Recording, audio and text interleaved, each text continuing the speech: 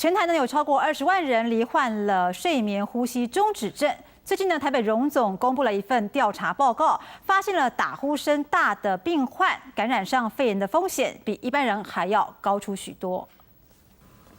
睡觉时发出巨大的鼾声，不止让枕边人睡不好，也会影响自己的健康。国内有一项最新的研究发现，鼾声大作的睡眠呼吸中止症患者感染肺炎风险比一般人高出19%到32%，是全球首度发现睡眠呼吸中止症是肺炎的危险因子之一。睡觉的时候很容易吸不到气，然后就会想要用力吸一口气，气道打开，然后气就吸进来，但是常常也会把他口水也吸进来。 所以会比较容易有呛到的情形，长期会有睡不好的情形。他睡不好的人免疫力会比较差，有可能会让他比较容易感染到肺炎。医生表示，睡眠呼吸中止症的患者80%与肥胖有关，主要以50岁左右的中年男性为好发族群，会因为呼吸道阻塞，睡觉时不自觉以嘴巴呼吸，让口水流进气管，使细菌进到肺部并发肺炎，也会因为长期睡不好让免疫力变差，进而让感染肺炎的风险提高。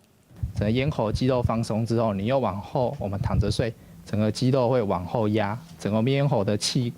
道就会缩小狭窄。这时候就是有可能会在吸气的时候，整个气道狭窄，就会让气流吸不进去。 医生提醒，有护斗、短下巴等颅炎结构异常或家族史的民众，要特别留意是否有睡眠呼吸中止症。一旦出现白天嗜睡、注意力不集中，而且长期有睡眠打呼的困扰，最好还是就医进一步检查和治疗。记者吴雅瑜、林国煌台北报道。